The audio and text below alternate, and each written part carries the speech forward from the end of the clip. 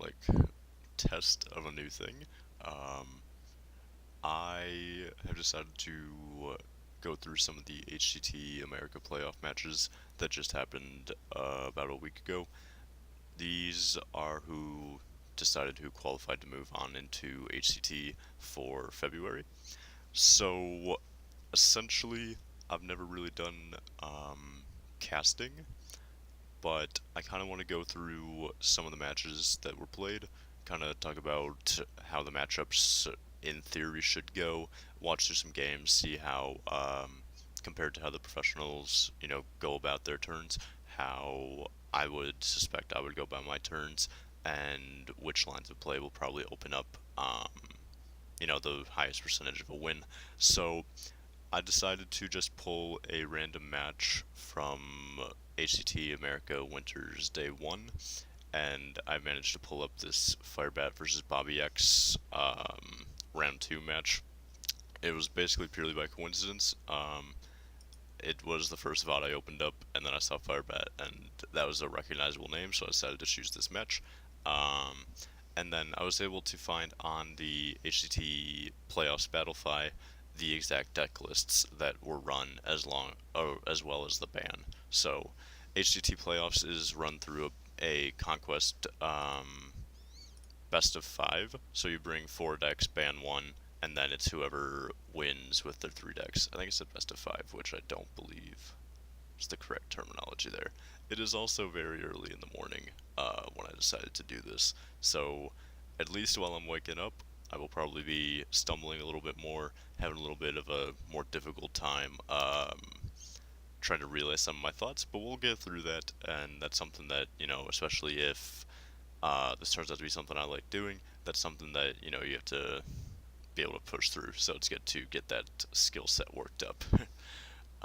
But yeah, so before the match starts, this is from HCT America Playoffs Day 1 for 2019. These were casted on January 18th or 19th or something like that, around that time. And these are the deck lists that are going to be played.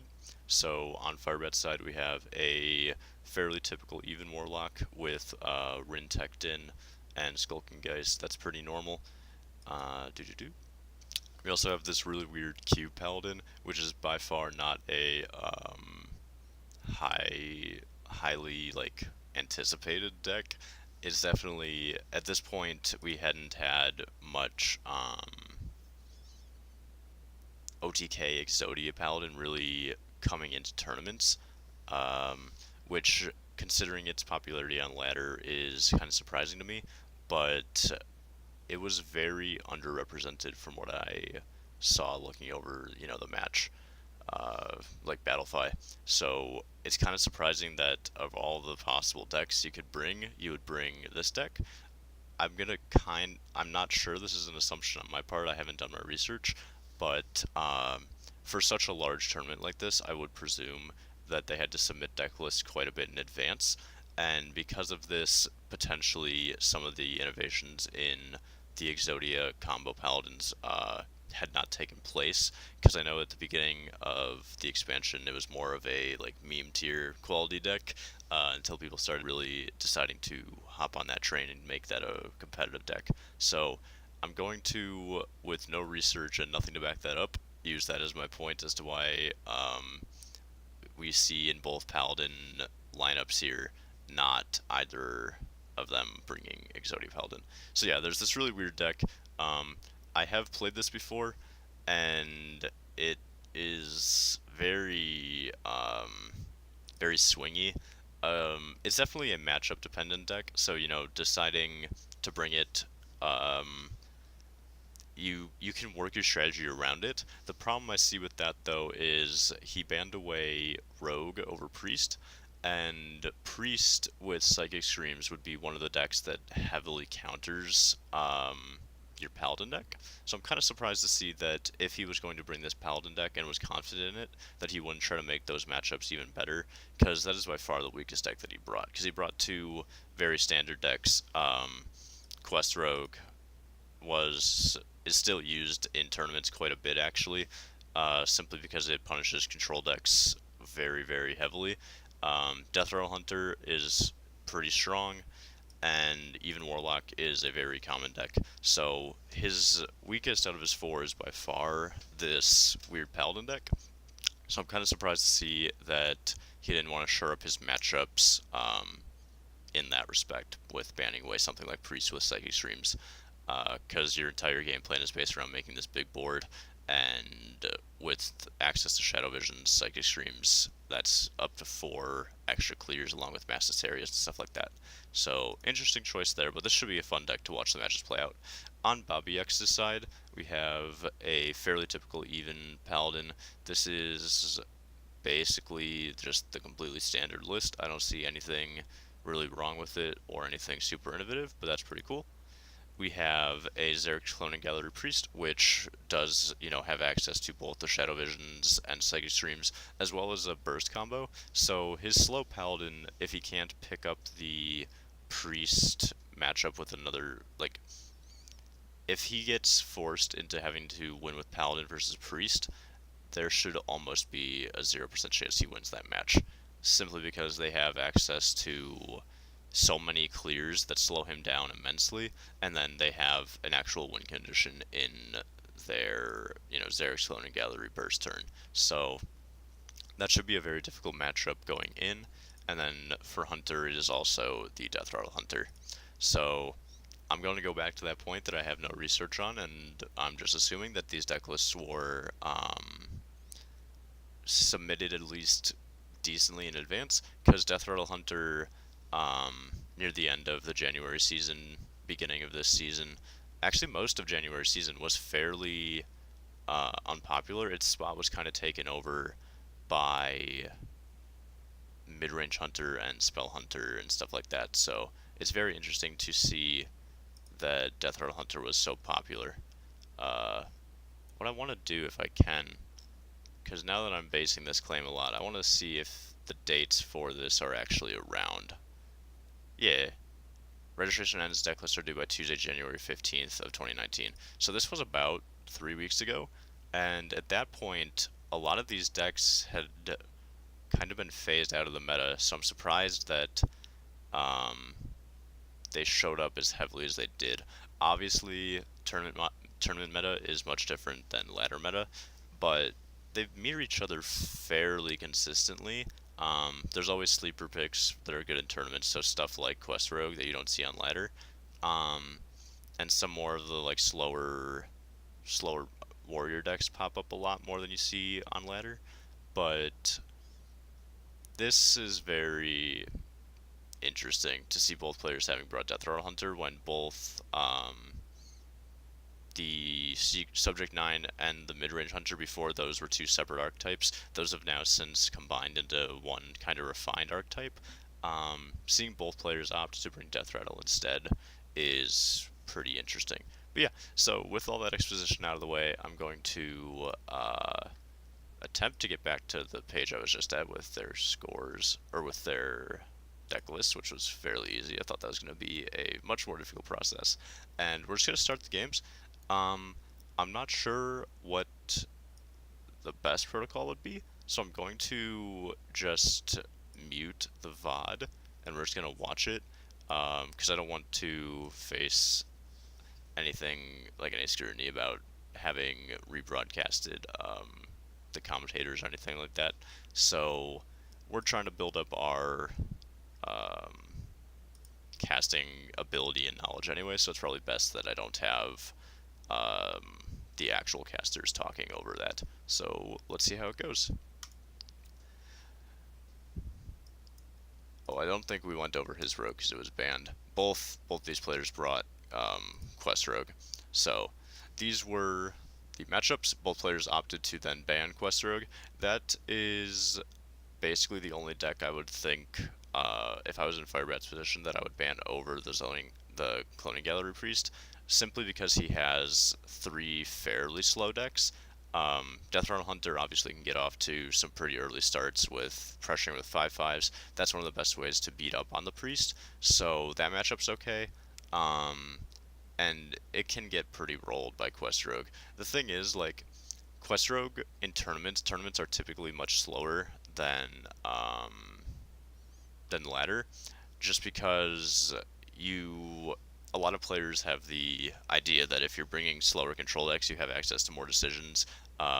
Slower control decks also typically have more tech cards, so you can kind of base your strategy more around what your opponent's doing instead of going in on just your game plan. So unless aggro decks are like very very strong or you're an aggressive oriented player, it's very typical to not bring many of the super aggro decks that we see on ladder. So as popular as like stuff like Odd Rogue is on the ladder, it's not typically a very good deck to bring to tournaments.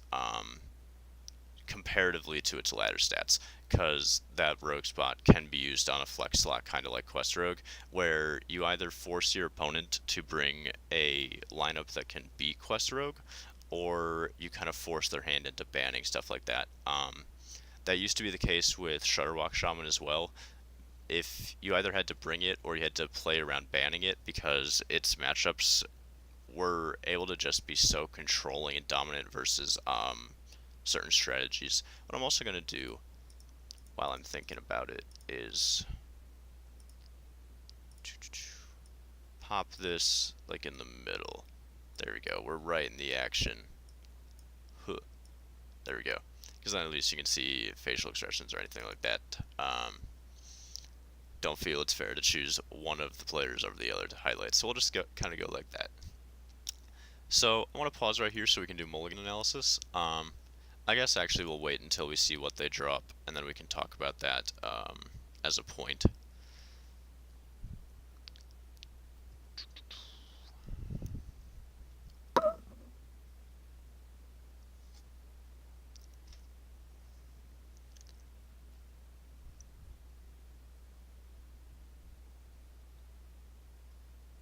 Alright, so let's see what our hands ended up being like here.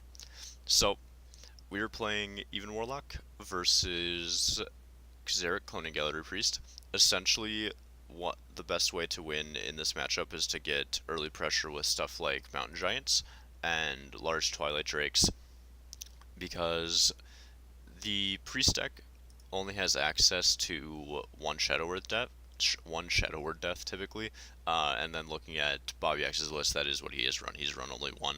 So if you're able to get both your Giants as like, best case scenario, they only have an answer to one, and then their only other answer comes in the form of either taunt minions or having to wait all the way until Scream. So if you get a turn 3 Giant into a turn 4 Giant, if they don't have death, you just win the game. If they do have death, you still are in a very dominant position. We're also looking to try to keep our life total fairly high, because if we get to the late game turn 9 plus, it's always possible that they can combo us with Xeric's Cloning Gallery. But up until that point, you don't want to be in an advantageous position, winning on board, putting on lots of pressure, but getting too low and kind of like throwing your game away to if they drew some early Mind Blasts and stuff like that. So life is a resource, and in this matchup, eventually, you're going to die, so it's good to tap very aggressively. But if you start to get into more comfortable positions, you don't want to expose yourself unnecessarily to random burst damage. But so in our mulligan for Firebat's side, we'd be looking for Mountain Giants, Skulking Geist to get rid of Holy Smites, Twilight Drakes, and that's about it. Pretty much all of our early plays are very mediocre. Getting some early pressure with the Vulgar Homunculuses or the Plated Beetles is cool and all. That chip damage could come in handy and kind of, help steal the deal if we then don't draw perfectly into the Giants.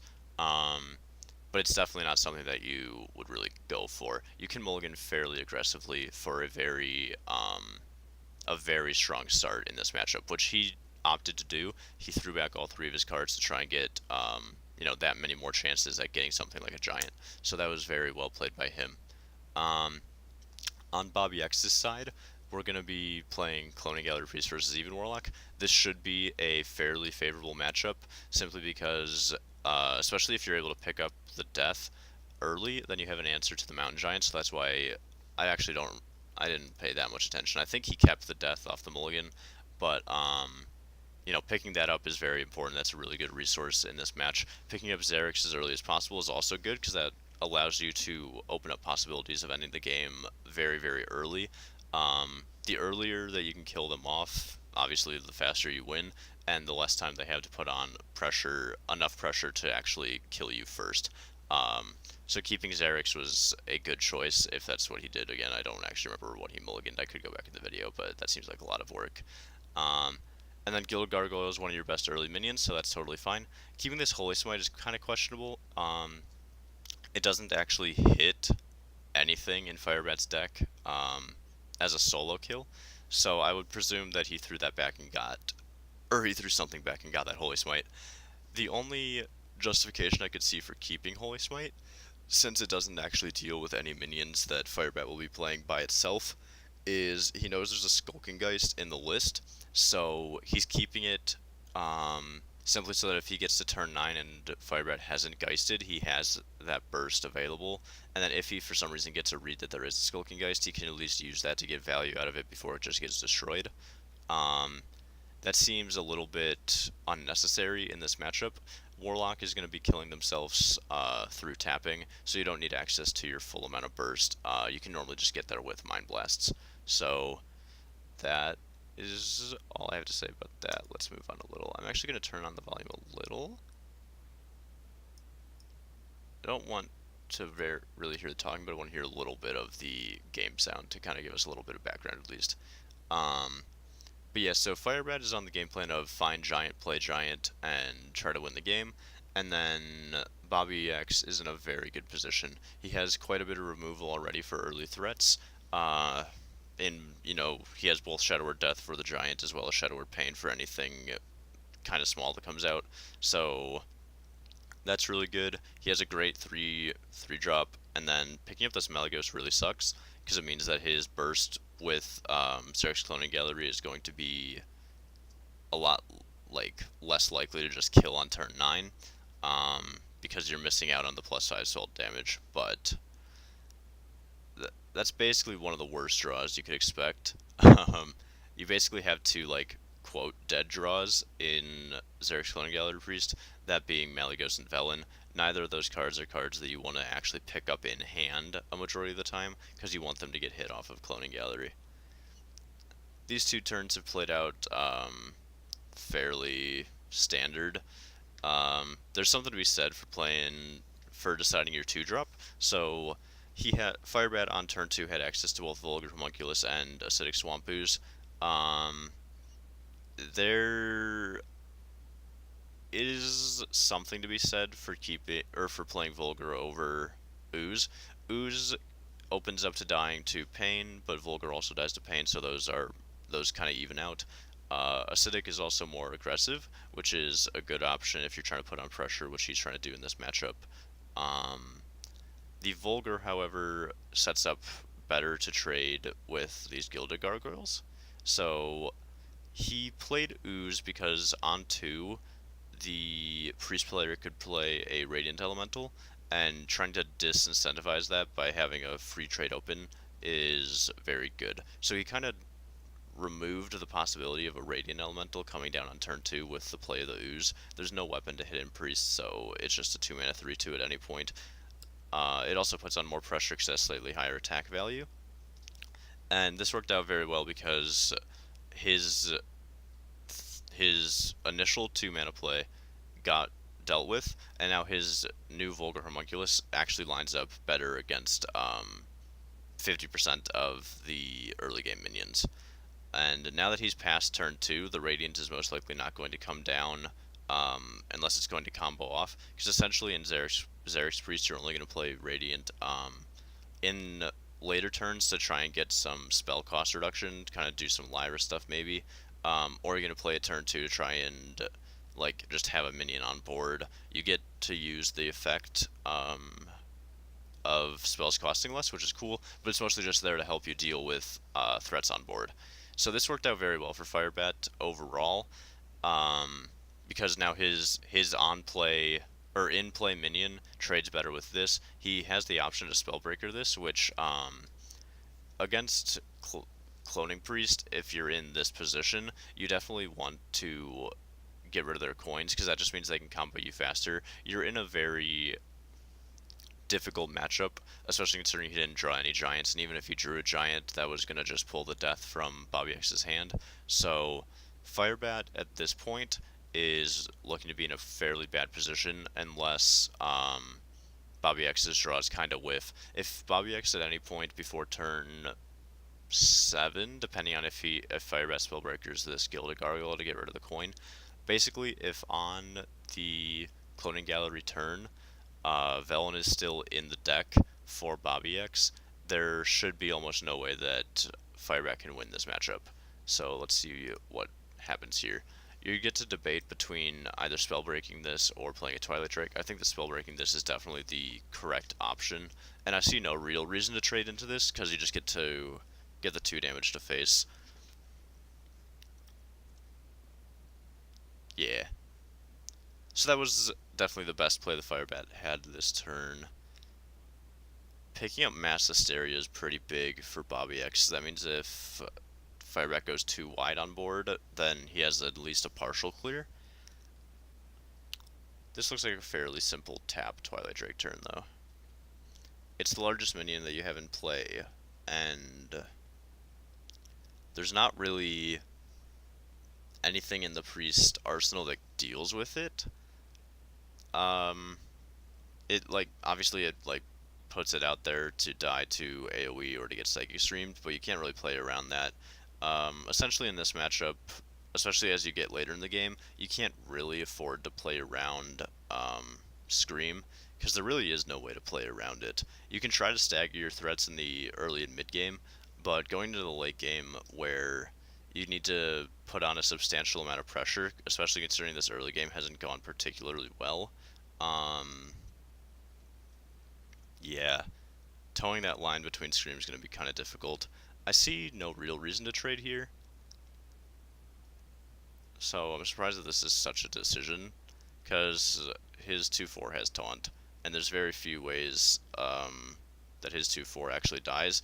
Mass Hysteria here is potentially a full clear, but it's quite iffy.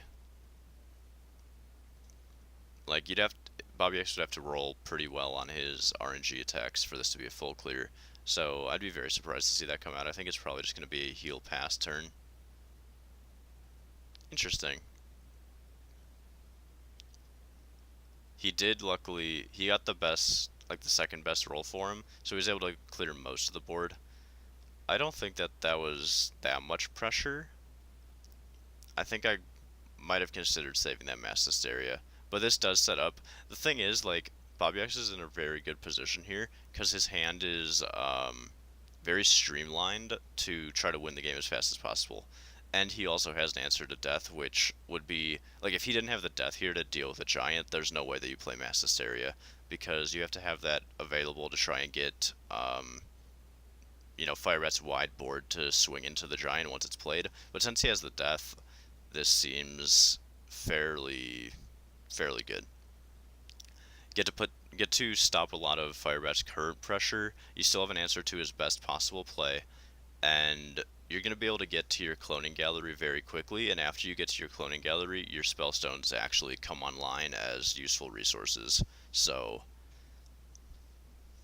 this should just be a tap giant play, because you have to hope he doesn't have the death.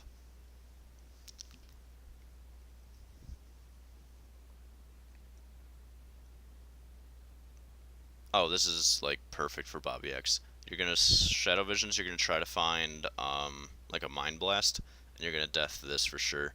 You're looking for either Mind Blast or Psychic Stream. Oh, he's just gonna heal. Not sure how much I agree with that. I guess he can hold off a turn on the Shadow Visions to see how much pressure Firebat's able to actually put on board, but I kind of just you can kind of trust your gut once you Shadow Visions, because you're looking for either Mind Blast to try and kill him with your Xerix turn, or you're looking for Psychic Scream to deal with his pressure, and the likelihood of both of those showing up is, I don't know, I'm not good at math, but it's not super likely that both of those show up, So you either kind of go for one or the other, and then whichever one you get, you're happy with. If he hadn't top decked this Ziliax, he'd be under a lot more pressure. In the case where he top decks Ziliax, saving the Shadow Visions is better because you get to wait a couple turns, get more information about what you might want for sure. But if he didn't pick up this Ziliax, that was going to be 8 damage hitting face. That's a lot of pressure. He also doesn't get the lifesteal, so he's even lower. So instead of being at 26, he'd be at 12. And that's really big. So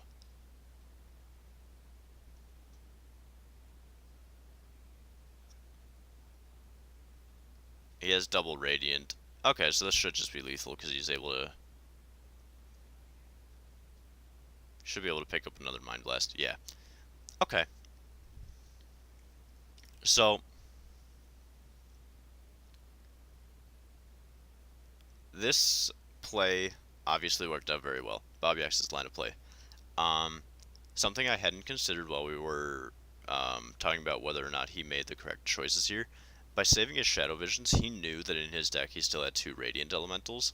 I hadn't considered the fact that he knew exactly what was going to be coming out of his cloning gallery. So he knew exactly what minions were coming out. He had only drawn 1 Gilded Gargoyle, the Ziliax, and the Malygos. And if we take a look at his deck list, that means there's 2 Radiants, a Gilded Gargoyle, so that's 3 total minions. Lyra's 4, Witchwood is a single of, so that's 5. Velen is 6, and then Lich King is 7. So he knew this exact outcome of these 7 minions, which meant that he knew his Shadow Visions was going to turn out to cost 0 mana, which then opens him up to being able to just go for the lethal play very easily. That was something I hadn't considered. Knowing exactly what minions your cloning gallery is going to pull obviously helps you line up your turns a lot more cleanly. You can go for a lot more like calculated risks if you know exactly what that's going to be pulling. So this was very well played considering how much information Bobbyex had about his own deck. I still am partial, like I'm still leaning towards if he hadn't top decked that Ziliax, that trying to play the Shadow Visions early to get potentially a Psychic Stream to try and stave off a little pressure might have been good, because that Ziliax was set him up in a much more comfortable position. Also, if he still had the Ziliax in deck, then that could have messed up his cloning gallery turn, because that could have potentially taken the spot of like a Velen or one of the 2 Radiant Elementals. But yeah, all in all, since his minions worked out the way that they did, so he knew exactly the 7, and the 7 included both double Radiant to make the Shadow Visions and then the potential Mind Blast both cost 0, this was definitely the correct line of play. And it worked out very well for him. This is a matchup that he should have won. There's almost no way to lose this matchup, especially once you get that death in your opening hand. So I definitely think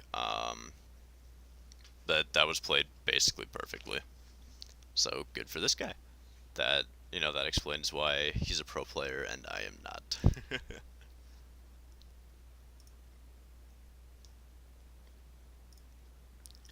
All right.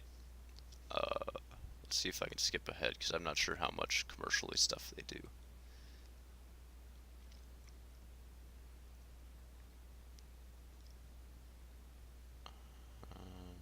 Looks like around here. Oh, we missed a little bit. Here we go. All right. Oh, we went too far.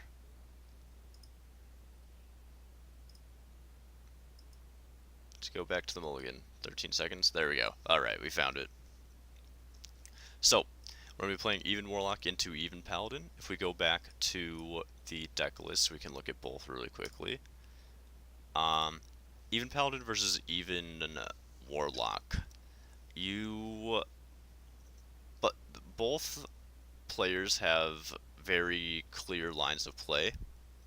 Essentially, as Even Warlock, you're looking for early Giants, early Twilight Drakes to put on the pressure, and aside from that, this is a very like pressure heavy matchup. They don't have a lot of answers to many large minions aside from an equality clear with something like Wild Pyromancer or Consecrate. So just trying to go really tall on your board and forcing them to have both of those resources is how you win this matchup as even Warlock. As even Paladin, you can you're really looking off your mulligan to find stuff like Corpse Taker, Spellbreaker for the Twilight Drake, um, potentially keeping things like Blessing of Kings because then you're able to put on more pressure as well. This is a very swingy matchup, so it kind of comes down to in the early game who is able to get tempo the fastest and then maintain that tempo over a series of like one or two turns. Because once you're able to like make that push onto the board that's larger than your opponent, and then if you're able to actually keep that for a turn or two, um, it can be very difficult to come back. Both both decks do have AoE tools. So Paladin has Equality Consecrate or Equality Wild Pyromancer, which can clear any board. It also has a Tarim, which can help neutralize tall boards. Um, so Paladin has the better like comeback potential on board, as opposed to the Warlock basically just having Defile Hellfire, and it's fairly easy to play around Defile as an even Paladin because you have so much control over whether or not you make your 1/1s. Um, Giving the even Paladin that 1 health minion to start it off can be easily avoided. So, all in all, um, I think that in a perfect scenario with like best pressure draws, the Warlock should win this matchup because its threats are going to be larger. If the Warlock is unable to either find its large threats, or if the Paladin is trying to counter those large threats by keeping an early equality, then that can swing the board into the Paladin's favor. If Firebat goes like Mountain Giant Twilight Drake and that gets equality Pyroed, that's a very large loss of two really big threats. And with that like reset of the board, the even Paladin could easily come back, especially because it gets those free 1/1s every turn, which it can use in conjunction with stuff like Blessing of Kings and Spike Ridge Steed to make those 1/1s actual threats. Um, Going into the super late game, you need to try to get the even Paladin to use his Sunkeeper Tarim or Sunkeeper Tarim and or both of his equalities before you Blood River Gul'dan, because you really want to make the most out of your giant board that you summon, in the late game with your Death Knight. So it kind of all comes down to a resource battle, um, but if Firebat's able to put on enough pressure while also staying alive, that some of the equalities get used up, the Tarim potentially gets used as a resource. Um, he should have the late game like open up pretty well for him once he gets to Gul'dan.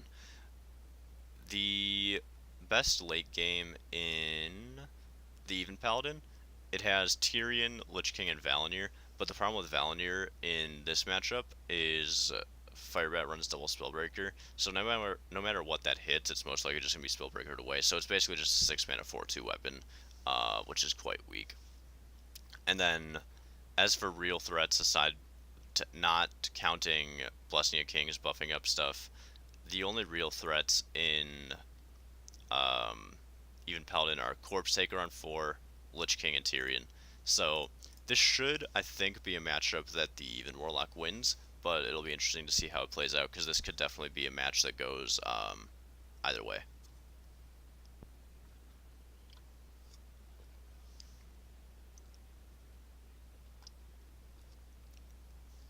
However, looking at this opening hand by Bobbyex, keeping the one Blessing of Kings in the mulligan is totally fine, because you run so many 2-drops that you expect to be able to draw into some of your early plays. The double Blessing of Kings is definitely questionable. Of course, one came back on the mulligan, so he can't control that, so that's kind of unlucky. And then getting the Syrian is almost the worst draw in his deck. So he's definitely not starting out in the best of positions. This mulligan from Firebat is really strong, though. He kept the Spellbreaker so that he has an answer to the Valinir if it comes down early. Very smart. He gets to keep a strong 2-mana play because this 2/4 is going to be very difficult to deal with and can help clean up 1/1s fairly easily. And he has access to Giant essentially whenever he wants to, go for that. Okay, so Bobbyex actually drew into some early game, which is very good for him, because if he, whiffed a couple more draws, then Firebat was going to be able to just kind of take over the match pretty quickly. Picking up this Defile is pretty huge to deal with any early pressure that the Paladin gets. Looking at his hand, we know that his hand is not super open to Defile, but ooh, I don't think I would go aggressive with this 3/2 here. Equality Pyro is just too good in this matchup that I don't think you can afford to play this as just a minion. Interesting. If he 1/1s here, this opens up to Defile, which is very bad because you're setting up for Blessing of Kings. Luckily, he didn't go for the 1/1 because he wanted to play around Defile. This is... So...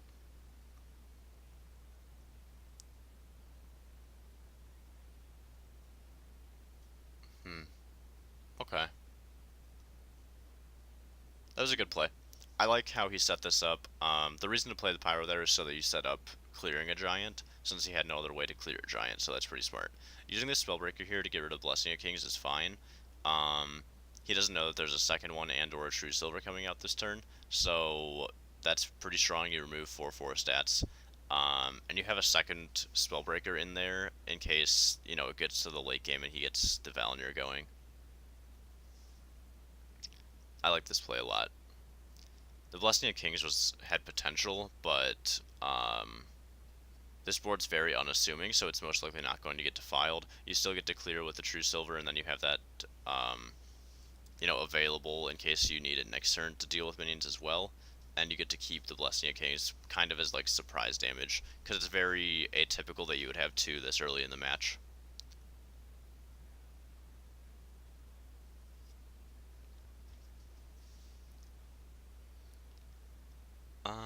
This board's very unassuming, so I wouldn't be too worried about defiling it. Since we're not too worried about defiling, I'm looking at something like probably just playing like a Shroom Brewer. It forces the True Silver to come out. You could also go something like Coin Rin. He is going into turn 6, which could be a Spiked Ridge Steed turn, so because of both the possibility of the Blessing of Kings and the Spiked Ridge, defiling this is okay. It also goes into the Tarim turn, so actually now that I think about it more, killing that entire board in case of Tarim was very smart. And then this, if you're going to be defiling, then you want to put on as much pressure as possible, especially since you know he has the weapon. You want to put out multiple threats so that at least something survives to deal with the rest of the board. That Valinir could potentially be scary. Luckily right now for Firebat it only hits Tyrion, which kind of like is very anti-synergistic. Against a 5/5, there's not very many ways for Paladin to deal 1 damage, an even Paladin. He would have to use something like a Consecration, which is not a resource you want to use just clearing, simple minions. So I think just playing this Rin here would be fairly good. He could go Shroom Brew or Vulgar. That means that you no longer have Vulgar to activate Spellstones, and the Vulgar can also just die to a weapon. Let's see. There are double True Silvers and a Valinir in this list for Bobbyex, so this 2/4 is most likely dying a lot of the time. And we know he has Valinir, so we knew that this was dying. And I presume that 5/5 is just going to hit face, try and put on the pressure since you have Avenging Wrath double Consecrate. Okay. That does open up the 4-mana 7/7s, which is pretty big.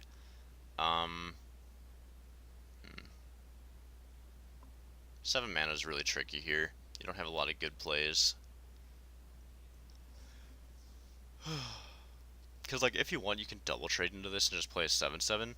It's fairly difficult for him to deal with that unless he has, unless he doesn't want to develop along with it. So, The problem is if you do double trade, play 7/7, then he can clear with Valinir, Consecrate, Guy, and then you don't know what his cards are, so he could have any 2-mana minion that could then get Valinir and put on a lot of pressure, and that's really scary because you don't have access to um, another Spellbreaker yet. So I think I like, if you're going with Rin, to double trade here. It forces Bobbyex to have an extra resource aside from what's on board to deal with the Rin. It also gets you a little armor, which could come in handy. There's quite a bit of like burst damage in the hand for Bobbyex, so trying to maintain your life total is really good.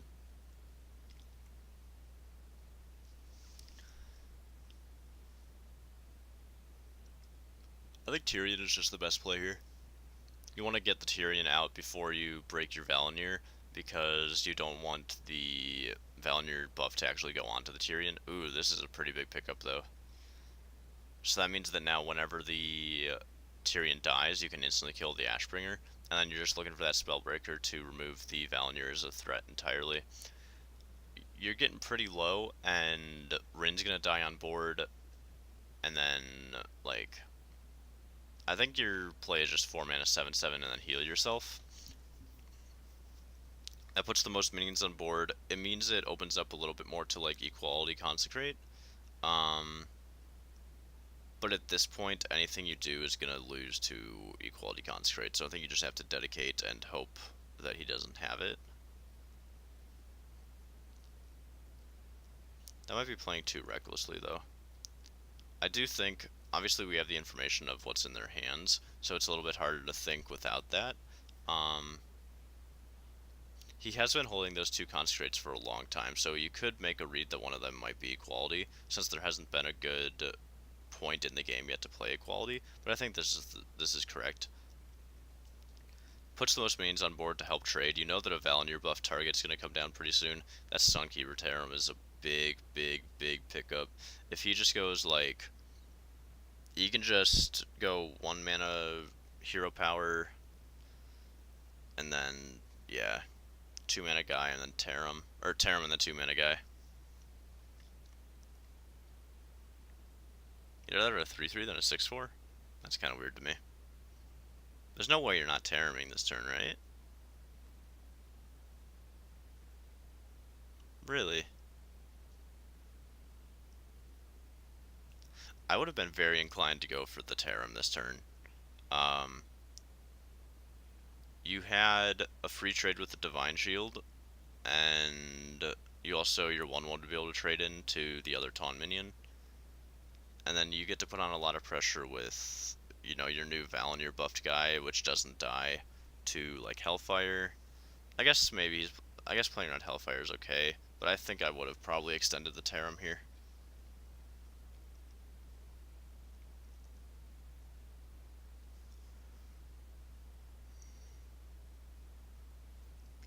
So if you,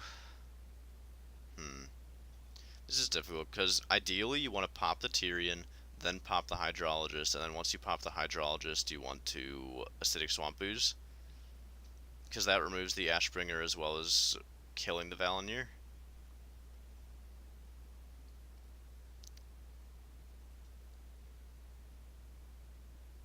That Redemption hits a 1/1, not the Tyrion, so that's pretty big. So I guess you could use this to deal 1. If you're doing that, you should tap. You should have tapped first.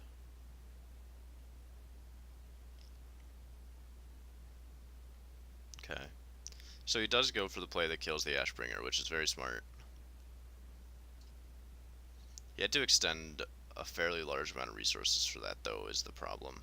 So he's at 4, 5 damage. That sets him to 13. There's 8 bursts in hand, plus the Consecration. This was good. Setting up this really large Wind Fairy Harpy, it's a massive threat. He just uses a Spellstone that deals 5, so it's very difficult to deal with. Yeah, Gul'dan here is the best play. You get some 2/4 taunts out of it. I think those are the only demons he played. He played a 4/4 as well, actually. So the Wind Fury Harpy can double trade if it wants. Do you die to like Equality Consecrate? Do you die to that? So Spellbreaker 1, that's 4. You take 4, 8, 9, 10, so you're not dead. You could Consecrate Avenging Wrath. Does that set up for potential lethal? That's 2 damage, and then... Nah, that's not very likely. He's hoping this goes on the Tarim. It did not go on the Tarim.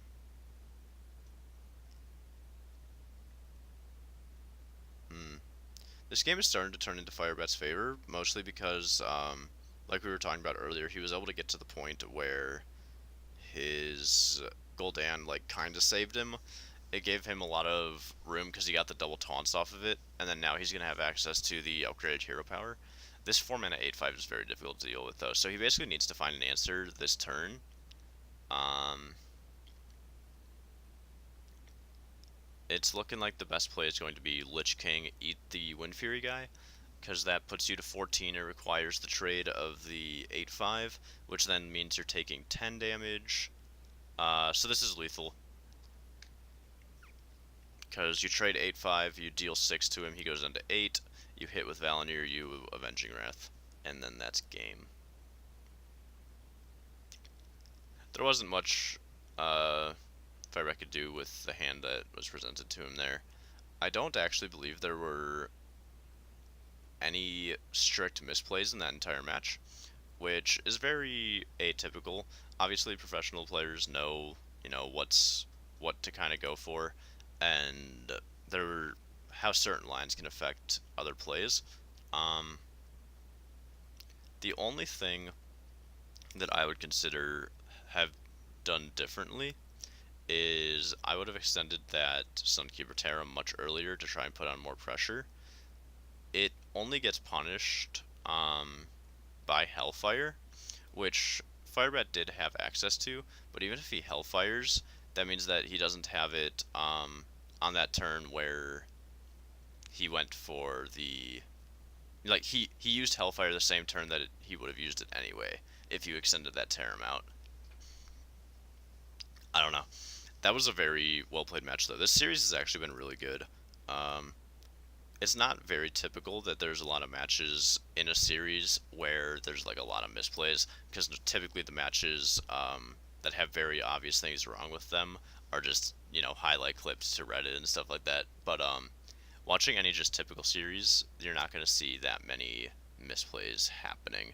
But it's good to do this exercise, kind of learn what might be going through a professional's mindset while playing these matches, and seeing how they go about things to see whether or not you're doing the correct plays as well. Because obviously, there's been times where I've been saying I would take different lines, and I'd be very intrigued to see how those lines would play out um, comparatively to how the matches actually do play out. I'm afraid to skip around because I think that this is about to start.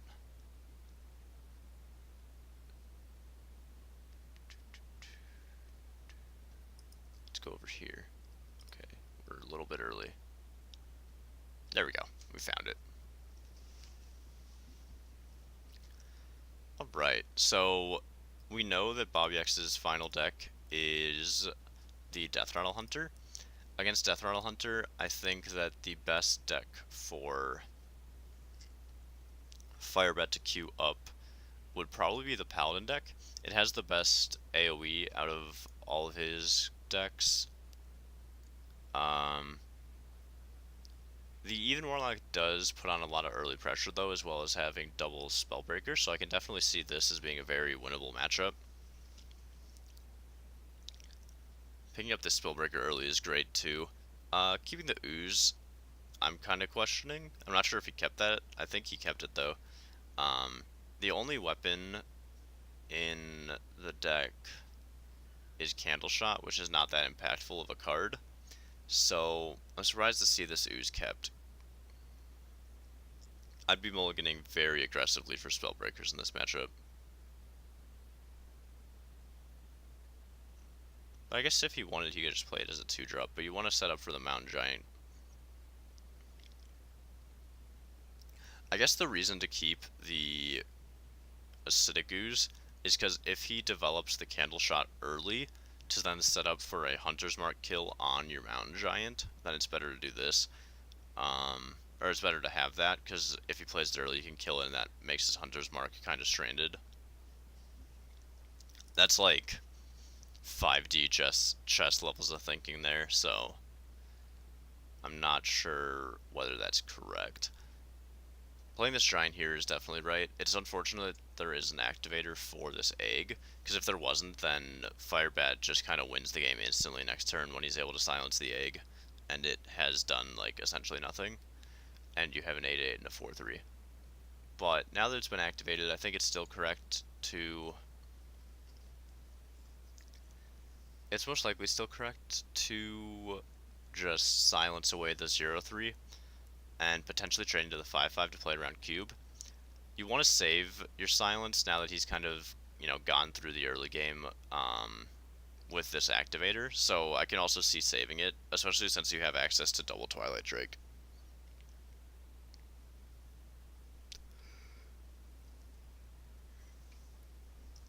Yeah, in a world where you're going to be playing Twilight Drake and trying to put on pressure, this is definitely right to be hitting face. And now, since he did save the Spellbreaker, he can now silence the cube, which gets him a lot more value. Okay. I like this Twilight Drake line a lot more now that I've seen it play out. I'm just gonna move that to make... that kind of made it better. I just noticed that in the recording, the resolution, like, it's stretched pretty weird, but that's okay. It's not that big of a deal. We're here to learn, not to just sit and watch, I guess. It doesn't have to be the... This is a very odd aspect ratio that OBS is making this at, though. That's alright. So, I think at this point it's fairly obvious that you want to be silencing this cube. I don't see, you could try to save your silence for something like Katharina, but I don't think that there's a way for you to deal with the cube any other way. At the point where he plays Katharina, like, you're most likely going to die from that pressure anyway, so being able to silence it doesn't do enough for you. I could also see coining out a 2-drop here, because then you get to coin out a 2 and then next turn go Twilight Drake into another 2. Ooh, picking up the second cube is huge. I think you take this 5-5 trade with the 4-3 and then you just recube it. Because if he had to waste his silence on the first cube, then it's fairly likely that he doesn't have another answer to another cube.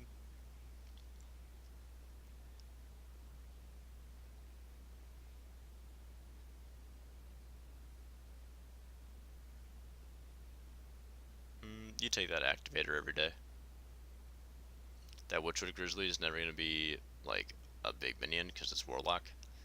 Yeah. And the other choice just didn't put nearly as much pressure as the Terror Scale does. So this plays around AoE a bit more, so I can see why he went for this, but playing the cube I think playing the cube was a very good line as well. He didn't have an answer in his hand to another cube.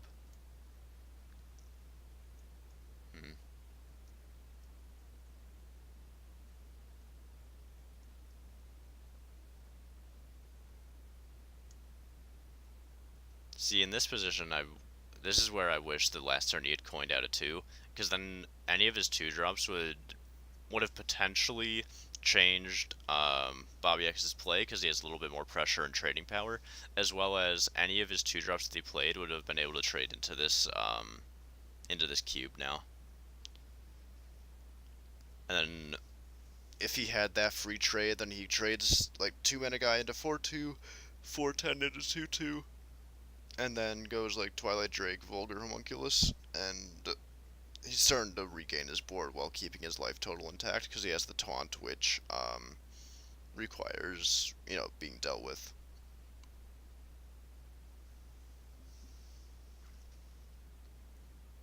Okay.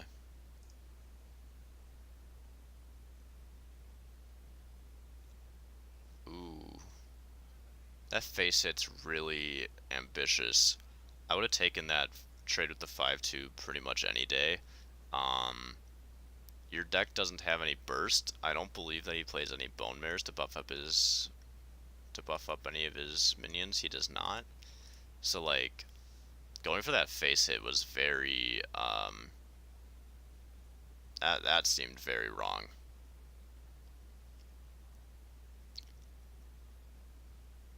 I guess he was thinking he has to end the game before Katharina comes down and is getting to turn 8, but I don't know. It's like his board position and his hand, it's very optimistic that he's going to be able to get there.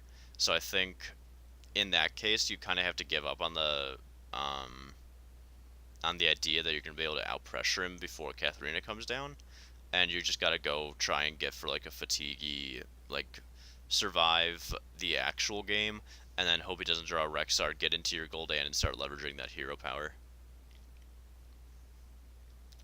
This is okay. The problem is now Katharina comes down, and you have no way to answer that.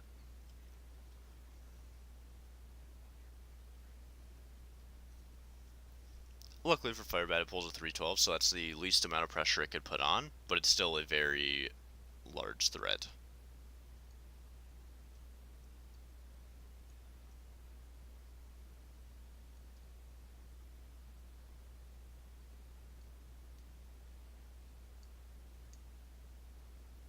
Hmm. So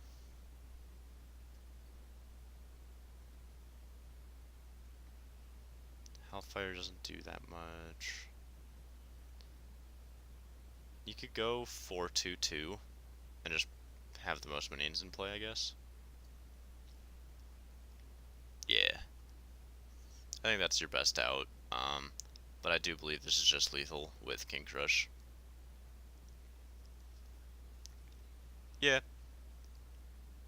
I think that you had to either pressure earlier on, so on that turn where you could have gone Twilight Drake or coin 2-drop and then Twilight Drake coin 2-drop again on the following turn. That would have been quite a bit of pressure, and that might have changed some lines around, trade some trading.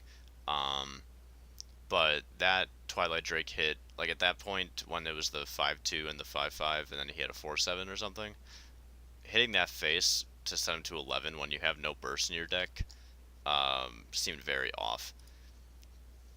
I understand, like, you're in a high tournaments pressure setting. You just lost you're basically on like the cusp of losing your series, so you're not, that can affect your mental game.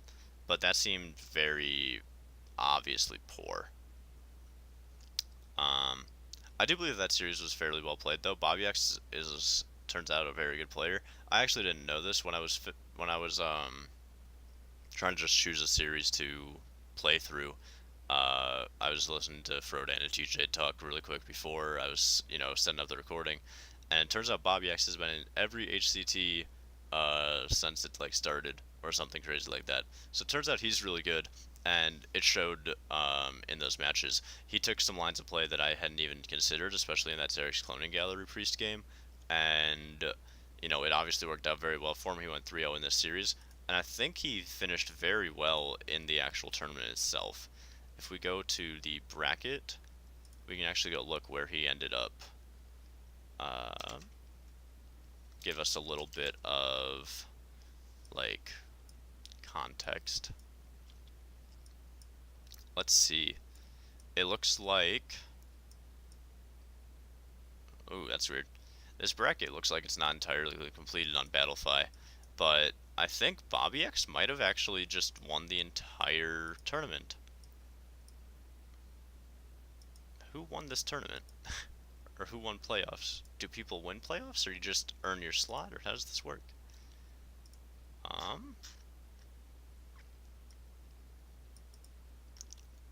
I think he got top 4.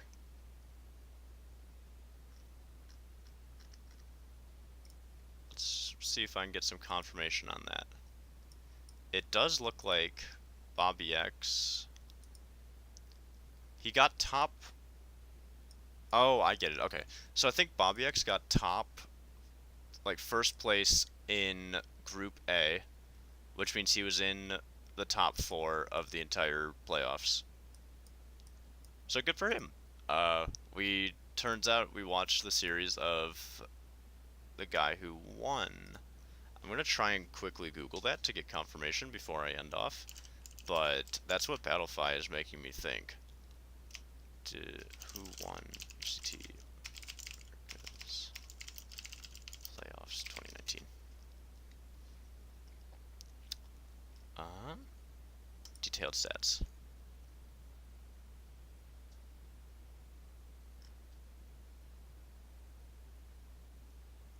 Alright, that's a dead link. Perfect. Alright, well, I'm gonna go with it looked like Bobbyex won. Ooh, let's see. Yeah, this was not a very useful link when it actually worked. Anyways, that was a very interesting series to watch. Oh, and that got deleted. That's fine. That was really cool. I had a lot of fun doing that. That's definitely something I think I'm going to consider doing more in the future, and that was really fun. So I hope that, by getting my insight as well as being able to just get more exposure to the games itself, because maybe you've never seen the HCT before and you somehow stumbled across this video. So you got my insights into it, you got to see how some of the professionals play out some certain matchups, and I think that there's a lot to digest there. So this video is a very good, educational tool, and I hope you guys enjoyed. So make sure that if you did, you like, comment, subscribe, do all that jazz with the video. If you want, you can join the Discord down below in the description box, and I will see you guys next time. Thanks.